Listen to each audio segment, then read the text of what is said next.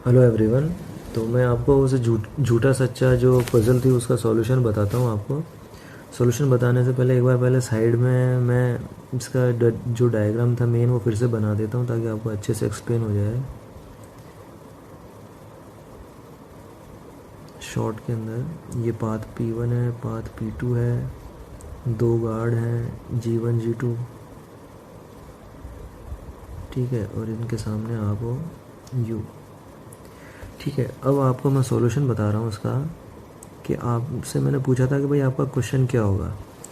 तो क्वेश्चन क्या होगा आपका क्वेश्चन होगा what will be the correct path according to him, ठीक है। What will be the correct path according to him, correct path according to him, ये question mark है। मैंने ऐसे शॉर्ट में लिख दिया है what will be the correct path according to him, ये आपका क्वेश्चन होगा, ठीक है। अब इसके क्वेश्चन के आंसर के बेसिस पे आपको इस अपना सॉल्यूशन फाइंड आउट करना है। तो आपकी टेक्निक क्या होगी, तो इस टेक्निक को समझने के लिए हमारे पास में क्या है, हम क्या डिज़ाइन कर रहे हैं, दो तरीके की केस बना रहे हैं। तो जैसे मान लेते हैं केस 1 क्या है, केस वन क्या है, आपके पास में G1 है, गार्ड 1, और ये है मान लेते हैं गार्ड 2।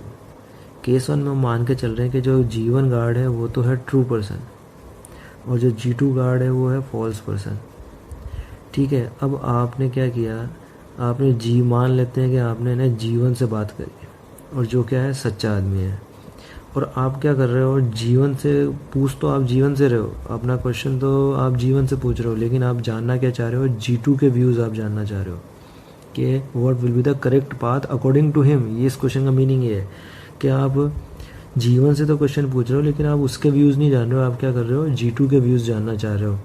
अब केस में क्या है कि आपका जो जीवन है वो सच्चा आदमी है, तो वो ये तो जानता है कि जो G2 है वो झूठा आदमी है। तो झूठा आदमी तो आपको गलत ही रास्ता बताएगा, तो झूठा आदमी क्या बताएगा, P2 बताएगा, क्योंकि P2 पाथ पे तो डेथ रखी हुई है, तो P2 पाथ ये बताएगा। तो जीवन आपको बताएगा कि भैया G2 के क्या व्यूज़ रहेंगे, हमेशा वो आपको P2 पाथ बताएगा, ठीक है। ये आपके व्यूज़ रहेंगे। ये केस नंबर 1 हो गया, ठीक है। अब एक बार मैं इस पूरे बोर्ड को साफ़ कर रहा हूँ, आप एक बार ये सीन पूरा याद रखना, ठीक है। अब हमारे केस नंबर 1 में हमें आंसर क्या मिला है, P2 मिला है। अब मैं इस पूरे बोर्ड को साफ़ कर देता हूँ। अब मैं केस 2 पे बात करता हूँ। केस 2 क्या कह रहा है, केस 2 के अंदर आपके पास में G1 है, आपके पास में G2 है, ये आप हो, ठीक है। और G1 इस केस में मैंने बोल दिया कि भाई ये क्या है, फॉल्स पर्सन है, और G2 क्या है, ट्रू पर्सन है। अब आप क्वेश्चन पूछने जा रहे हो एक ऐसे बंदे से जो कि झूठा है, ठीक है। अब आपने क्या क्वेश्चन पूछा, आप क्वेश्चन तो पूछ रहे हो उस झूठे बंदे से, लेकिन आप व्यूज़ क्या जानना चाह रहे हो, G2 के, यानी कि सच्चे आदमी के। ये केस सेकंड है। तो हमें ये पता है कि भाई जीवन तो झूठा आदमी है और इसको ये भी मालूम है कि G2 क्या है, सच्चा आदमी है। अगर G2 के व्यूज़ जानना चाहेंगे तो एक्चुअल में G2 के व्यूज़ क्या होंगे, वो आपको P1 पाथ बताएगा हमेशा। G2 क्या बताएगा आपको P1 पाथ बताएगा, लेकिन जीवन खुद तो झूठा है ना, तो ये उसके आंसर में मैनिपुलेशन कर देगा, क्योंकि इसका अल्टीमेट ऑब्जेक्टिव होता है कि भाई ये तो झूठा है, ये तो आपको डिस्ट्रैक्ट करेगा, ये आपको गलत बात पे भेजेगा। तो ये इस P1 के आंसर को कन्वर्ट करके अपना आंसर बना देगा और क्या बोलेगा, P2 बोल देगा। यानी अल्टीमेटली जब आपने झूठे आदमी से पूछा तब भी आपको क्या आंसर मिल रहा है, P2 मिल रहा है। यानी दोनों केस में आपको P2 आंसर मिल रहा है, आपको दोनों केस में P2 आंसर मिल रहा है। और अब आपको क्या डिसीजन लेना है कि आपने दोनों केस में आपको P2 मिला है, लेकिन एक्चुअल में P2 पे तो क्या है, डेथ रखी हुई है। तो आप क्या करोगे, P2 को फॉलो नहीं करोगे, उसका नेगेशन फॉलो करोगे, यानी P1 पाथ आप फॉलो करोगे। P1 पाथ पे आपको क्या मिल जाएगा, ट्रेजर मिल जाएगा। तो ये इसका सॉल्यूशन है। यानी आप चाहे सच्चे से पूछो या झूठे से पूछो, दोनों केस में आपको आंसर मिलेगा P2, यानी रॉन्ग पाथ।